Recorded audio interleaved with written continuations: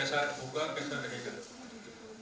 ये तब कहना मुश्किल है, लेकिन फागुड़ी का तो जो सारा संगीत का तो जो है ना वो आसानी से नहीं जाने वाला। नहीं बोले कल को फागुड़ी को वो एक्सपोर्ट ना हो जाए ना वो? नहीं वो प्रतिमा फागुड़ी वो नारायण का, नारायण के देवता जो अपने मुख रूप देव, ज्यादातर नारायणों का रथ नहीं है, अष्टधातु वो एक उसके अंदर लगा तो ऊपर छाकर लगा होता है, कुछ रथ भी है, रथ रूप में भी है, लेकिन नारायण वो नहीं।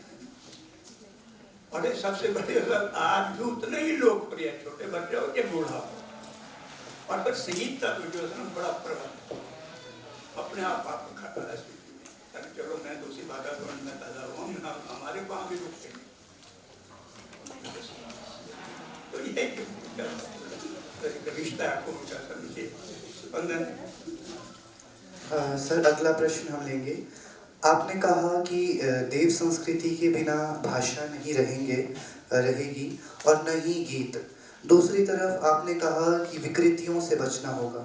क्या हमारी देव संस्कृति में ही विकृतियां हैं या केवल पाश्चात्य के आने से हमारी संस्कृति में विकृतियां आई है?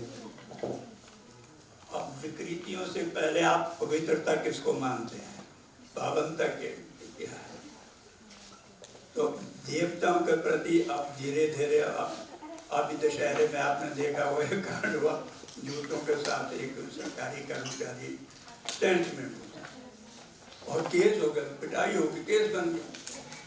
अरे भाई पहले उसी देवता को जूते पहन के उठा रहे थे, उस टेंट के बगल में उधर जूते थे, तुमको क्या खुंदक भाई उस कर्मचारी से, आपने सरकारी ड्यूटी निभा रहा था वो। तो ये है विकृति, हिंसा पर क्यों कराते रहो? दूसरे अब देव समाज में भी एक बड़ा चालीस ईगो प्रॉब्लम है, एक सामूहिक ईगो, कलेक्टिव ईगो। हमारे यहाँ देवता है, नाम तो उनका मूल नाम है कांडेनाथ, उनको श्रृंगी ऋषि कर दिया, श्रृंगी ऋषि। और एक यहाँ हमारे देवता हैं बालूनाथ, उसको वो मानते हैं कि ये जी बलराम या लक्ष्मण का अवतार है। तो जब यहाँ देवता जमा होते हैं रथ यात्रा के वक्त, दाहिने में कौन देवता होगा? तो श्रृंगी ऋषि वाले तो कहते हैं भाई दाहिने में हमारा देवता हो। आखिर श्रृंगी ऋषि के वरदान से तो पैदा हुए हैं रघुनाथ, यही होंगे ना दाहिने। दूसरे वाले कहते हैं नहीं, श्रृंगी ऋषि के बगल में उनका भाई लक्ष्मण हो, यहाँ लड़े 20-22 साल पहले, आज तक भी उन पर धारा 144 लगी होती उनके टेंटों के बाद, न करने लग जाए। ये है विकृति। अरे देवता किसने कहते हैं क्या भाई कौन बड़ा देवता कौन छोटा देवता? ये है विकृति। सर नेक्स्ट क्वेश्चन है, सोशल हायरार्की और टैबू खत्म करने की याद क्या लोगों को कुछ चुनिंदा दिनों में आती है और बाकी समय का माहौल कैसा रहता है? ये टैबू तो खास उत्सव होते हैं, क्या लोगों को क्या हमारे यहाँ मान लिया टैबू, भाई क्या कर लो, इस दिन ऐसा करना, इस दिन ऐसा नहीं करना, इस दिन ऐसा पहनावा पहनना, ऐसा पहनावा नहीं पहनना, ये खाना है, ये नहीं खाना है, ये टैबूज बने हो, लेकिन हो रहा है समाप्त हो रहे हैं अपने आप, अपनी प्रक्रिया में ज़्यादा करने की जरूरत है नहीं, अपने आप समाप्त। ये बात आता है कि नए टैबूज बन रहे हैं, सोशल हायरार्की, नए लोग आ रहे हैं ऊपर। सर अगला क्वेश्चन है, क्या आपको ऐसा लगता है कि देवलियां और फागलियां जैसे पारंपरिक और धार्मिक आयोजन में छोटे बच्चे के मन में या बच्चों के मन में ये धारणा बनती है कि पढ़ाई लिखाई से अधिक महत्वपूर्ण देवता और उनसे जुड़ी परंपराएं हैं? क्या देवता तो 12 महीने इतने दिन निकलते होंगे, ठीक है कि नहीं? ये बात अलग है कि आज तक देवलियों में जैसे मैं देवता को आमंत्रित कर रहा हूँ तो 400-500 लोग आएंगे, मांस बनेगा, तो ग्रुप्स बन के कहीं खेत में जाके मजरा पान चल रहा हो, जबकि देवता बिल्कुल प्रतिबंधित है, देवता प्रतिबंध लगाते हैं जीने पर, लेकिन चल रहा है, क्या करेंगे? क्यों नहीं किए? सर 2-3 लोगों के सेम क्वेश्चंस हैं, इनको मैं एक ही करके पूछूंगा। जैसा कि आपने कहा कि नारायण देवता के समक्ष फागली उत्सव होता है, तो उसमें अश्लील शब्दों के प्रयोग किए जाते हैं। वे अश्लील शब्द हम कैसे सुन सकते हैं, या फिर क्या वो अश्लील गाने ज़रूरी है, या समाज में उनकी क्या धारणा है? अश्लील गीत तो बिना फागली है ही नहीं, सीधी बात है। जो हंसी मजाक की उड़ाए जाते हैं वो मुखौटा पहनाया जाता है उस पर सामने। वैसे तो मुझे पता है सामने अजय है, पर जब मुखौटा पहना है तो संबोधन क्या रहता है? हे ऋषियों। और जब मुखौटा पहनते हैं तो दूसरे जो मुखौटाधारी है उसको संबोधन ऋषियों, ऋषियों, हे ऋषियों। क्या करें? सर एक क्वेश्चन है कि देवताओं को लोग किसी जीव की बलि क्यों चढ़ाते हैं? क्या देवी देवता जीव की बलि मांगते हैं? मैंने तो नहीं सुना कि देवता ने बोला होगा कि, लेकिन जब देवता आएगा पहले तो अगर कोई देवता पहली बार उस गांव में आ रहा है उसका स्वागत किया जाएगा, फिर जिस घर में जाना है वहां बलि। लेकिन इसके बारे में बंजार के सामने देवी है मार्कंडे और देवी त्रिपुरा सुंदरी बोलते हैं, दुर्गा बोलते हैं। वहाँ दो ग्रुप बने। एक ने कहा भाई बलि प्रथा नहीं चलेगी, दूसरे ने कहा नहीं बलि प्रथा चलेगी। उन्होंने अपने अपने देवता रथ बना दिए।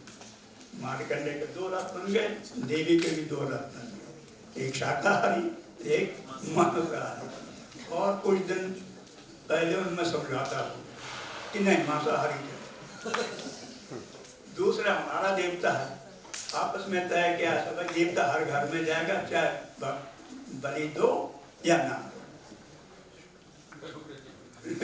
ये हमारे बात, बाकी ये फॉलो नहीं कर रहे हैं। ये हमारे देवता जो हमारा कुल देवता। आपने समझा दिया होगा, आपने अपने देवता को समझा दिया और तो पढ़ता होगा मनुष्य का भी तो पढ़ता होगा। सर अंतिम प्रश्न है, थोड़ा टॉपिक से हटके पर जिज्ञासा है एक विद्यार्थी की कि क्या आज का लेखक स्वतंत्र है या किसी विचारधारा या संस्था से बंधा हुआ है? आज का लेखक स्वतंत्र है या फिर किसी विचारधारा या संस्था से बंधा हुआ है? टॉपिक से हटके है लेकिन जिज्ञासा है। स्वतंत्र कोई नहीं है, एक भ्रम है, स्वतंत्र कोई नहीं। सब लेखन बिना विचारिकता से होता ही हो ही नहीं सकता। अगर विचार करते हैं तो आपका विचार अच्छे बुरे की अपनी पहचान है, किसे आप अच्छा मानते हैं, किसे आप आदर्श मानते हैं, कौन आदर्शहीन है ये आपकी अवधारणा। तो इसके बिना नहीं, न्याय अन्याय क्या कहें, अन्याय अन्याय की अवधारणा, तो इसे कहते हैं प्रतिबद्धता का प्रश्न। कोई निष्पक्ष कोई नहीं, ये सारे बोला जाता है हम विश्वास नहीं करते। यही अपने में पड़ी, मेरी कोई राजनीति नहीं है, ये अपने में बड़ी राजनीति। सर क्वेश्चंस तो खत्म हो गए, बट एक आपका छोटा सा स्केच मेरे पास आया है जो गिरिराज बनारसा कॉलेज से है, उसने ड्रॉ किया है। मैं उसे भी स्टेज पर बुलाना चाहूँगा और वो ये हाँ करके खुद ही ये सर को दे तो ज़्यादा अच्छा लगेगा। गिरिराज प्लीज।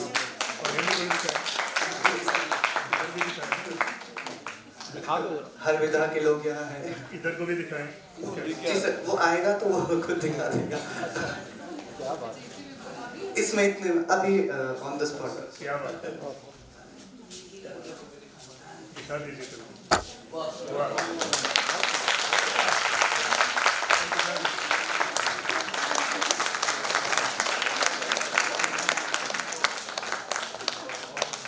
बहुत बढ़िया, धन्यवाद सर।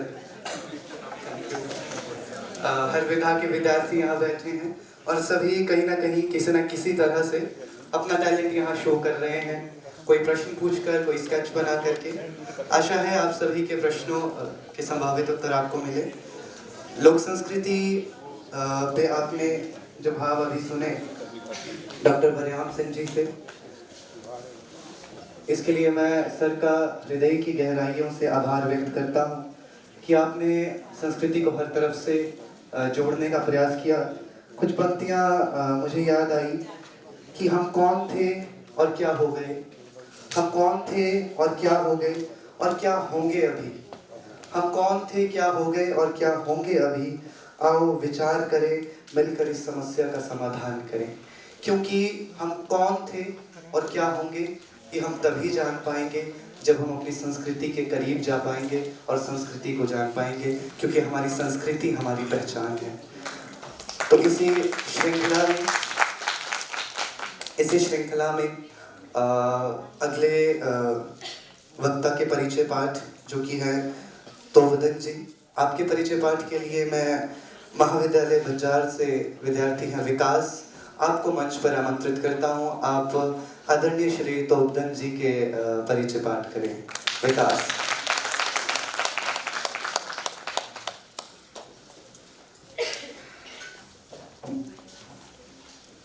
बहुत बहुत आभार।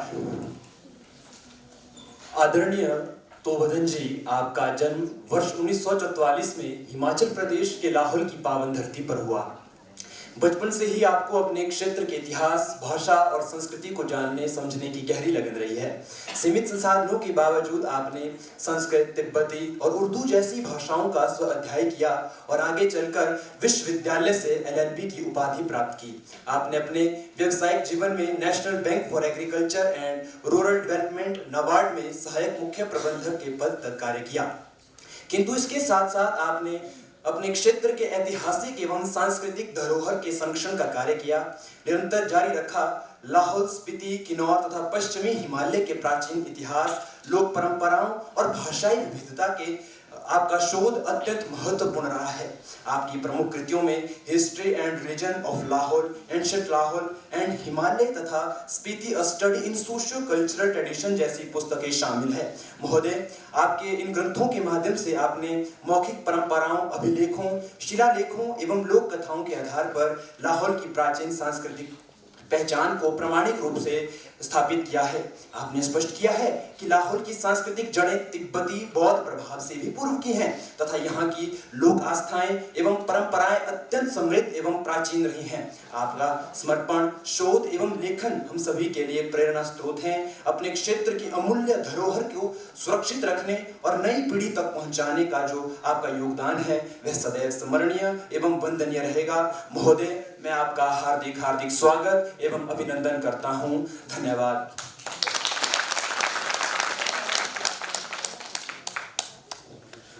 हिमाचल की लोक संस्कृति और लोक परंपराओं के विषय की श्रृंखला में जैसा कि आपने सुना, अब हम सुनने जा रहे हैं आदरणीय श्री तोवदन जी को। आपको मैं सादर मंच पर आमंत्रित करता हूं, कृपया आप मंच पर आएं। आदरणीय श्री तोवदन जी।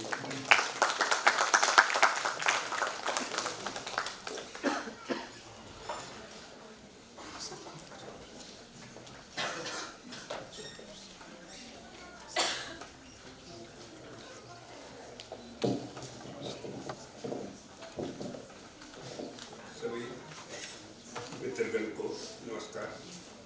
आदरणीय बरियाम जी और मुंबई से पधारे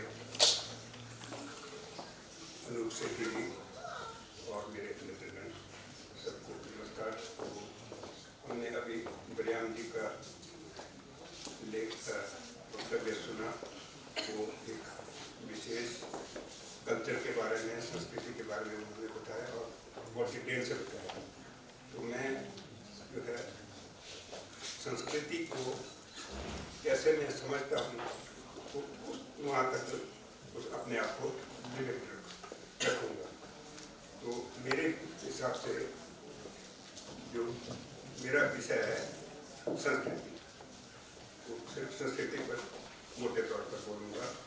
मेरी दृष्टि में समाज में जो भी गतिविधि हो रही है वो संस्कृति का भाग है। जैसे सामाजिक व्यवस्था है, उसमें हम छोटा बड़ा, अमीर गरीब, ऊंचा नीचा, उस तरीके से हम क्लासिफिकेशन करते हैं। फिर है आर्थिक व्यवस्था, जैसे हम कृषि कार्य करते हैं, पशुपालन करते हैं, व्यापार, इंडस्ट्री वगैरह।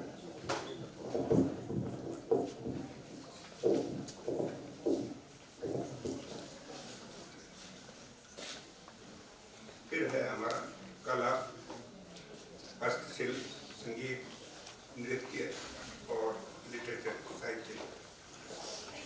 संस्कृति के भाग हैं। इन सब में व्याप्त है भाषा। भाषा जो है, इन सब का भाषा का संबंध व्यक्ति और समाज के हर भाव, व्यवहार, दृश्य और क्रिया से जुड़ा हुआ है। भाषा का विस्तार एक समाज में बहुत पूरी तरह से विस्तृत रहता है, पूरा समाज को वो पकड़ता है। आज हमारा समाज बदल रहा है और वो बहुत तेजी से बदल रहा है। जैसे पहले यहाँ धान बोते थे और लाहौर में नंगा जौ बोते थे। इसको पैदा करने के लिए बहुत लंबा समय लगता है, कम से कम 4-5 महीने पूरा लगता है जब हम बीज बोते हैं, और जब पकाने तक तो तैयार करना है उसको, फसल को, तो कम से कम 4-5 महीने हमें लगते हैं। आज तो हम सीधा जो दुकान से खरीद सकते हैं, तो उसमें हमारे कल्चर का कोई अंग पैदा नहीं होता।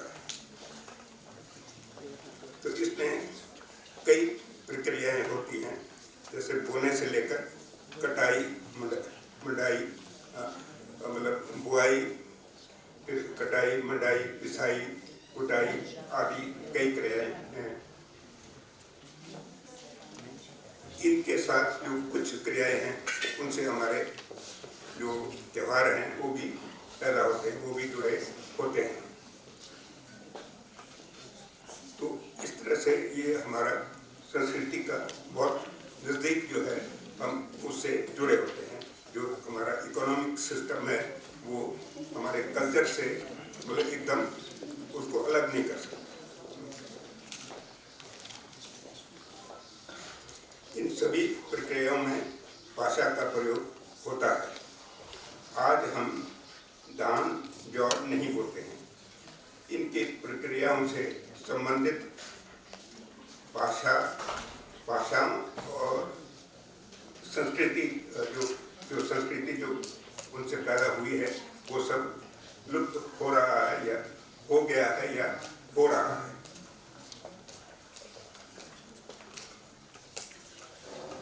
हमारे ये जो संस्कृति जो है, ये हमारा धरोहर है, हमारे पूर्वजों की धरोहर है, और ये उसको उन्होंने हमारे पूर्वजों ने सैकड़ों हजारों साल उसको लगाए और तब जाके ये बना है। तो उस तरीके से ये उसको खुला है। इस ज्ञान को जो हमारे पूर्वजों ने वर्षों में अर्जित किया है, हमने उसको अगली पीढ़ियों को सौंपना है। ये हमारी एक जिम्मेवारी है।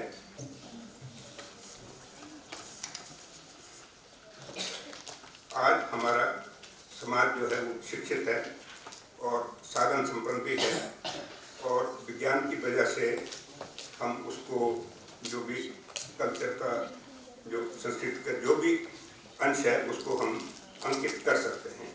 तो वो उसके जो साधन हैं वो है प्रिंट है, फोटो है, ऑडियो है, वीडियो है। हम किसी भी तरीके से उसको अंकित कर सकते हैं, प्रिजर्व कर सकते हैं। तो इसको हम लुप्त होने से बचा सकते हैं। इस लुप्त होते ज्ञान को डॉक्यूमेंट करना है हमने, और उसको प्रिजर्व करना है। अभी जो है ये सुनहरा अवसर है। अभी जो है उसके जानकार हैं, अभी जो उस कल्चर के। तो अगर मैं थोड़ा सा ये बताऊं कि जैसे भाषा का संबंध है इकोनॉमी से, तो इकोनॉमी जो है हमारा कल्चर से बहुत रिलेटेड होता है। कल्चर डेवलप होता है इकोनॉमी से। तो जैसे इकोनॉमी हमारा लाहौर का अलग हो जाएगा तो यहाँ अलग होगा, तो पंजाब का अलग होगा, तो वो इकोनॉमिक सिस्टम से बहुत रिलेटेड होता है। तो उसमें जो भाषा में जो समाप्त हो रहा है, जैसे हमारा धान बोते थे, धान बोने से लेकर हमारे घर में लाने तक बहुत सारी लंबी प्रक्रियाएं होती है। पूरा साल लगता है उसमें, मतलब पूरा फसल सीजन लगता है। तो 3-4 महीने का, तो उसमें कई क्रियाएँ होती हैं, उसमें कई शब्द हमारे प्रयोग होते हैं, कई मुहावरे हैं, कहावतें हैं, कहानियाँ हैं, वो उसमें ग्रंथ होती है, उसमें बताई जाती है। तो वो फॉर्मली नहीं, इनफॉर्मली हम डिस्कस कर रहे हैं तो अचानक जो है वो निकल भी आता है। तो इस तरह से जब भी हमारा इकोनॉमिक सिस्टम खत्म हो गया तो हमारा कल्चर भी उतना ही लुप्त हो गया। तो और कल्चर तो हो गया, उसके साथ जितने भी हमारे शब्द प्रयोग होते थे, भाषा प्रयोग होते थे, वो भी खत्म हो गया। हम उसको प्रयोग नहीं कर रहे, नहीं करने की जरूरत नहीं है, क्योंकि आज हमने चावल जो है सीधा दुकान से लेना है, तो उसमें हमको किसी भाषा कैसे कल्चर की जरूरत नहीं। तो वहाँ जो है मैं नया कल्चर, नए शब्द प्रयोग नहीं कर सकता। जो लाला जो शब्द बोलेगा उसी शब्द को मैं अपनाऊंगा। तो ये मेरा निवेदन है। धन्यवाद।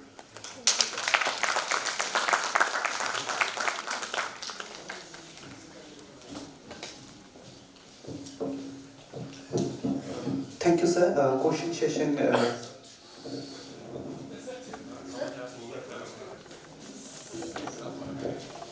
काइंडली प्लीज पहले की तरह ही आप लोग अपने क्वेश्चंस डॉक्टर लीना मैम आप लोग प्लीज कलेक्ट कर लीजिए। तब तक हमारे बीच में अभी पहुंचे हैं रंगकर्मी केदार सिंह ठाकुर जी। केदार सिंह ठाकुर जी, आपका इस कुल्लू साहित्योत्सव में मैं हार्दिक स्वागत और अभिनंदन करता हूँ।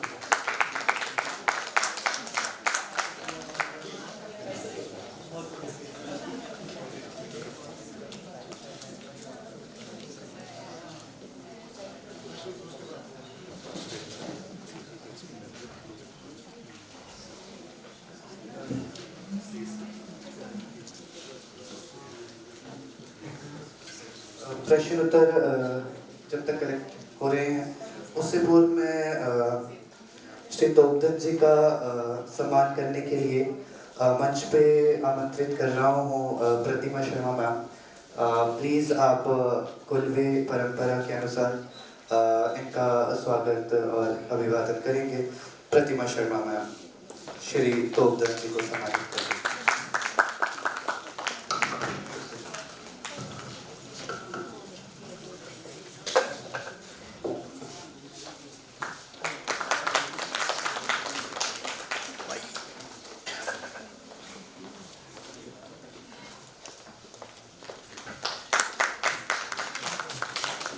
मैम सामने देखा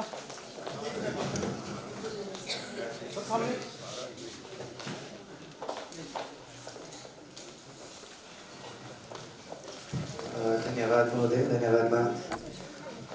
सर एक प्रश्न है हमारे पास कि आज का युवा अपनी संस्कृति से अछूता होता जा रहा है, क्या यह हमारी संस्कृति के पतन का संकेत है? शेर सिंह गवर्नमेंट कॉलेज बनारसा से ये क्वेश्चन है।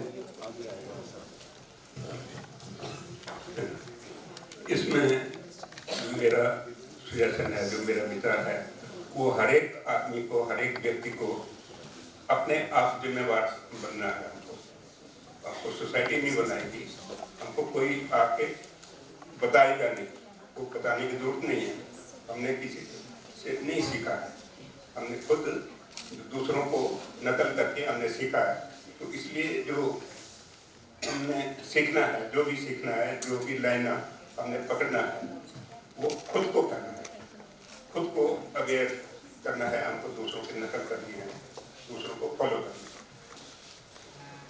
है। सर अगला प्रश्न है महाविद्यालय बंजार से मीनाक्षी का। ये जानना चाहती हैं कि आपके समय में ऐसे कोई व्यक्ति या रचनाकार रहे होंगे जिनसे आपने प्रेरणा या कुछ सीख प्राप्त की होगी, वह कौन है सर?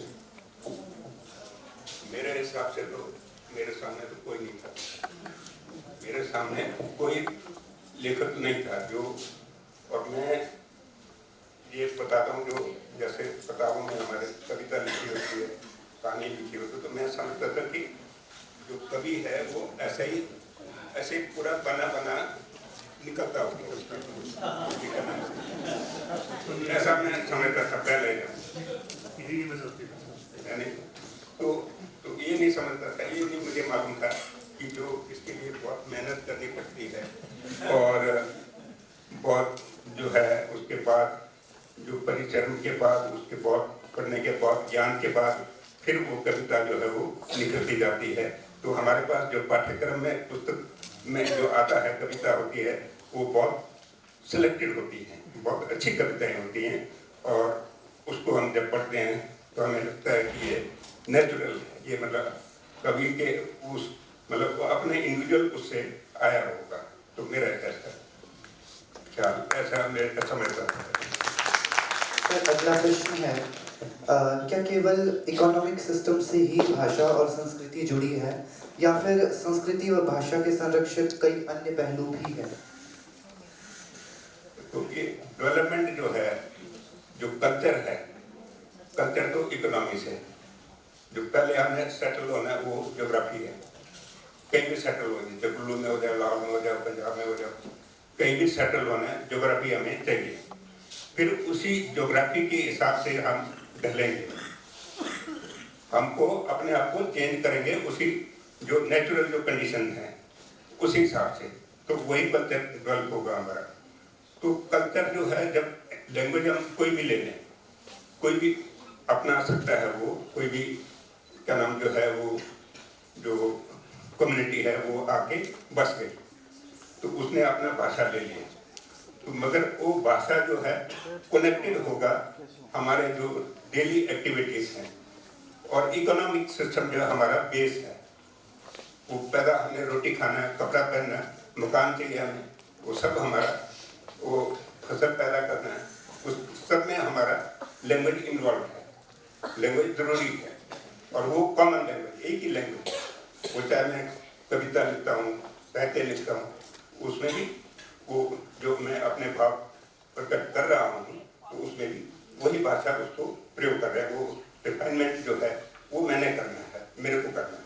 वो जो समाज के कुछ एक जो अच्छे प्रबुद्ध लोग होंगे वो उस भाषा को डिफाइन करेंगे, अच्छा और अच्छा बनाएंगे और हमको दूसरों से अच्छा, दूसरे जो उसी तरह के भाषा बोलने वाले हैं उससे थोड़ा अलग, उसको थोड़ा और अच्छा और बेहतर बनाएगा। और उसमें जो है जैसे कवि हैं, साहित्यकार हैं, उपन्यासकार हैं, तो वो भाषा को बहुत डिफाइन करते हैं और कर सकते हैं। सर अगला क्वेश्चन है डॉक्टर प्रशांत जी का आपसे कि समाज, संस्कृति और भाषा परिवर्तनशील है। ऐसे में लोक साहित्य जो मूलतः मौखिक होता है उसका विलुप्त हो जाना या खो जाना कितना स्वाभाविक है? वो है वो फिर वही आता है हमारा जो फिजिकल जो कंडीशन है, जो आज जो है हम बहुत जो कम्युनिकेटिव हो गए, बहुत दूसरे कल्चर से हम जुड़ रहे हैं, उनको करना पड़ रहा है। हम अपने कन्फाइनमेंट में हम अलग से नहीं रह सकते। जो पहले था हमारा सोसाइटी जो है छोटा था, छोटे दायरे में रहते थे, हम उसी कल्चर में रहते थे। आज हमको कई कल्चर से हमको इंटरेक्ट करना है, तो हमको उस हिसाब से चेंज भी होना पड़ेगा।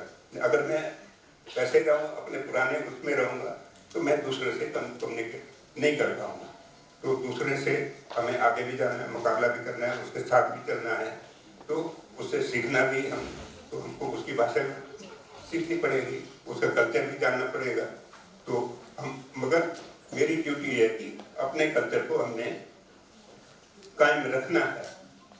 चाहे हम ठीक है हम यूज नहीं कर पा रहे हैं, उसको जिंदा नहीं रख पा रहे हैं, तो कम से कम दूसरे फॉर्म में जो प्रिंट है और जो फॉर्म है उसको, ताकि हम दूसरे जो अगली जो भी जनरेशन हमको कोई भी सीखना चाहता है तो उसके लिए वो प्रिजर्व रहे। और बहुत सारे बाहर जो हैं वो हमारे बारे में जानना चाहते हैं, तो उनके लिए हम मटेरियल पैदा करें। थैंक यू सर, ये कुछ प्रश्न थे। बहुत बहुत धन्यवाद, आपका आभार। धन्यवाद। आपके वक्तव्य के माध्यम से लोक संस्कृति को विज्ञान से, पर्यावरण से, कहीं ना कहीं हमारी लोक संस्कृति का सूत्र हर एक पहलू से जुड़ा होता है, इसीलिए उसे शायद संस्कृति कहते हैं। तो इसी श्रृंखला में इस सत्र के अंतिम वक्ता के रूप में हम सुनेंगे यतिन पंडित जी को। आपके परिचय पाठ के लिए